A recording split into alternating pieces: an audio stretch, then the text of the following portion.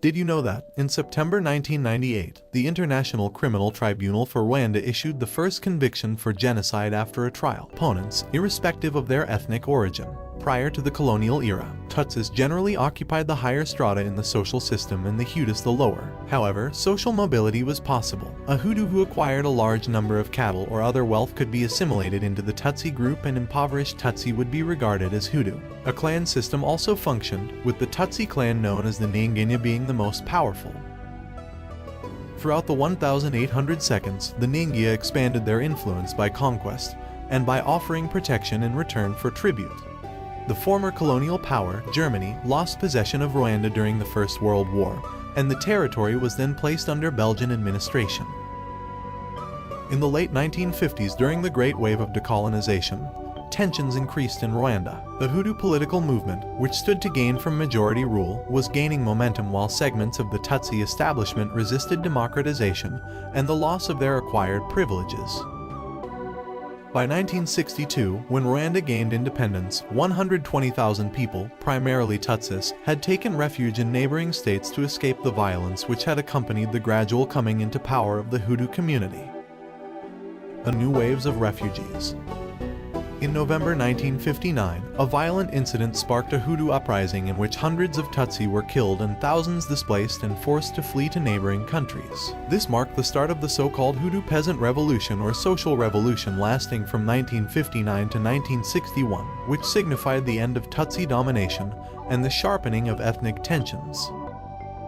By the end of the 1980s, some 480,000 Rwandans had become refugees, primarily in Burundi, Uganda, Congo, former Zaire, and Tanzania. They continued to call for the fulfillment of their international legal right to return to Rwanda. However, Juvenal Habyarimana, then president of Rwanda, took the position that population pressures were already too great and economic opportunities too few to accommodate large numbers of Tutsi refugees.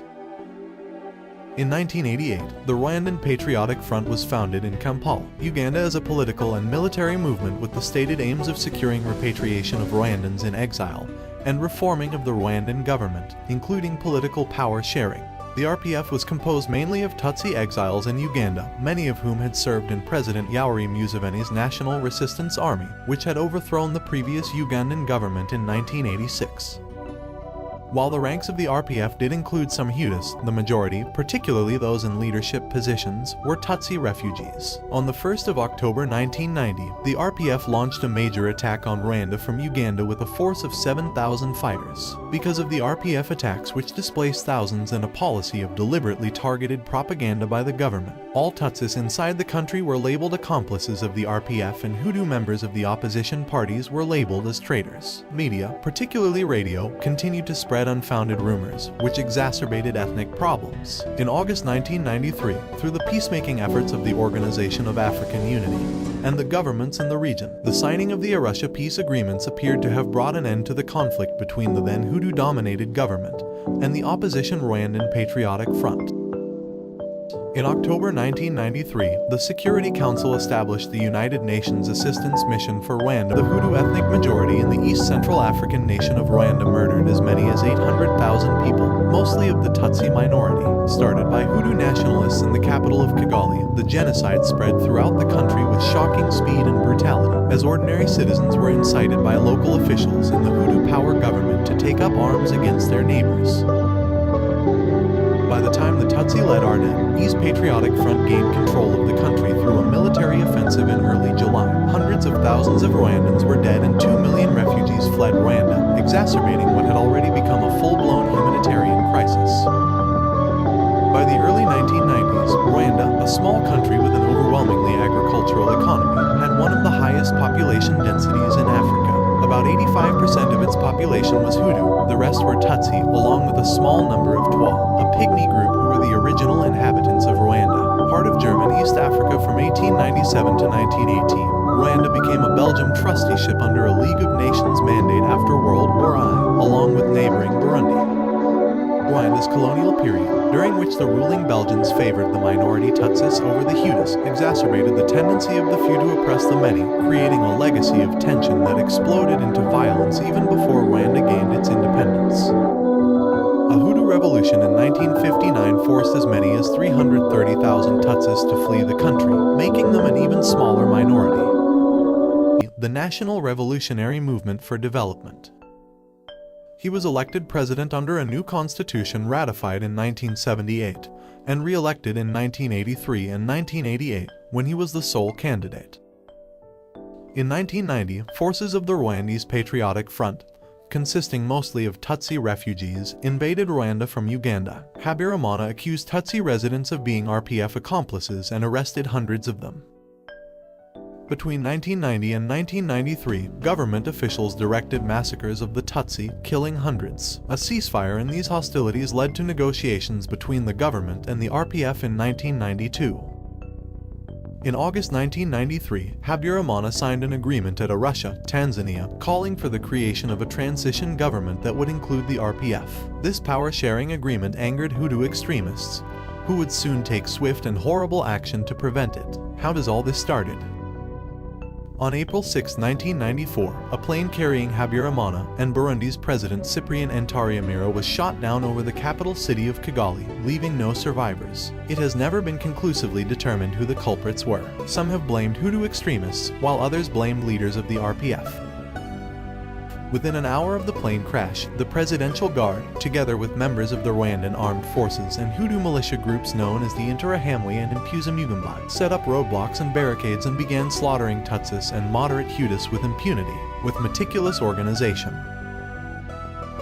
Lists of government opponents were handed out to militias who went and killed them, along with all of their families. Neighbors killed neighbors, and some husbands even killed their Tutsi wives, saying they would be killed if they refused. At the time, ID cards had people's ethnic group on them, so militias set up roadblocks where Tutsis were slaughtered, often with machetes which most Rwandans kept around the house. Thousands of Tutsi women were taken away and kept as sex slaves. Among the first victims of the genocide were the moderate Hutu Prime Minister Agathe Uwilingiyimana and 10 Belgian peacekeepers, killed on April 7th. This violence created a political vacuum, into which an interim government of extremist Hutu power leaders from the military high command stepped on April 9th. The killing of the Belgian peacekeepers, meanwhile, provoked the withdrawal of Belgian troops, and the UN directed that peacekeepers only defend themselves thereafter.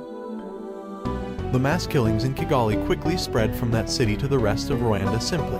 Rwanda has always been a tightly controlled society, organized like a pyramid from each district up to the top of government. The then governing party, MRND, had a youth wing called the Interahamwe, which was turned into a militia to carry out the slaughter. In the first 2 weeks, local administrators in central and southern Rwanda, where most Tutsi lived, resisted the genocide. After April 18th, national officials removed the resistors and killed several of them. Weapons and hit lists were handed out to local groups, who knew exactly where to find their targets. The Hutu extremists set up a radio station, RTLM, and newspapers which circulated hate propaganda, urging people to weed out the cockroaches, meaning kill the Tutsis. The names of prominent people to be killed were read out on radio. Even priests and nuns have been convicted of killing people, including some who sought shelter in churches. Other opponents then fell silent or actively led the killing. Officials rewarded killers with food, drink, drugs, and money. Government-sponsored radio stations started calling on ordinary Rwandan civilians to murder their neighbors.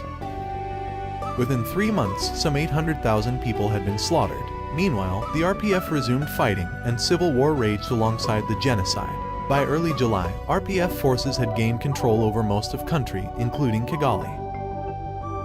In response, more than 2 million people, nearly all Hutus, fled Rwanda, crowding into refugee camps in the Congo and other neighboring countries. After its victory, the RPF established a coalition government similar to that agreed upon at Arusha, with Pastor Bizimungu, a Hutu, as president and Paul Kagame, a Tutsi, as vice president and defense minister. Habyarimana's NRMD party, which had played a key role in organizing the genocide, was outlawed, and a new constitution adopted in 2003 eliminated reference to ethnicity.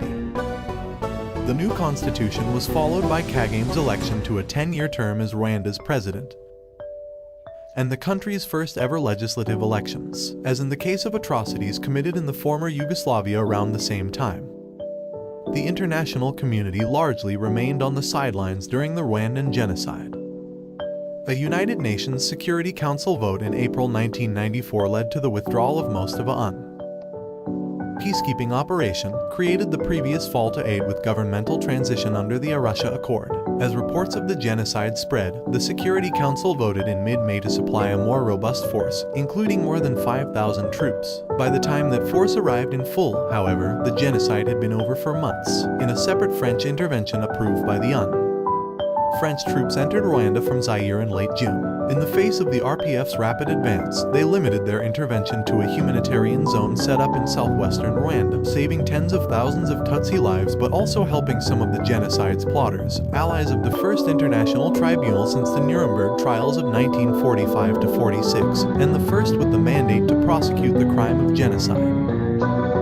In 1995, the ICTR began indicting and trying a number of higher-ranking people for their role in the Rwandan genocide. The process was made more difficult because the whereabouts of many suspects were unknown.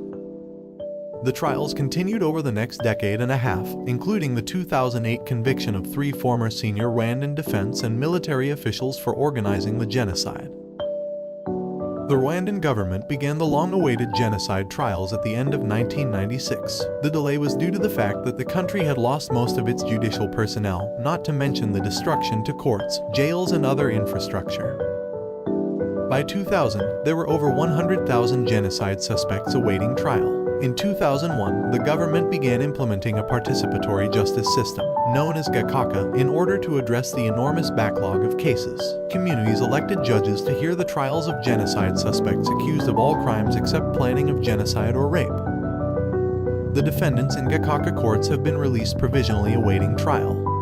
The releases have caused a lot of unhappiness among survivors who see it as a form of amnesty. Rwanda continues to use the national court system to try those involved in planning genocide or rape under normal penal law. These courts do not offer provisional release for genocide defendants. The Gakaka courts give lower to participate in the process of justice and reconciliation for the country. At the international level, the Security Council on the 8th of November 1994 set up the International Criminal Tribunal for Rwanda to prosecute persons responsible for genocide and other serious violations of international humanitarian law committed in the territory of Rwanda and neighboring states between the 1st of January 1994 and the 31st of December 1994. The tribunal was located in Arusha, Tanzania, and had offices in Kigali, Rwanda. Its appeals chamber was located in The Hague, Netherlands. The tribunal indicted 93 individuals whom it considered responsible for serious violations of international humanitarian law committed in Rwanda in 1994. Those indicted included high-ranking military and government officials, politicians, businessmen, as well as religious, militia, and media leaders. The court convicted the Prime Minister during the genocide, Jean Kambanda, to life in prison. The ICTR ended its term on the 31st of December 2015. Thank you.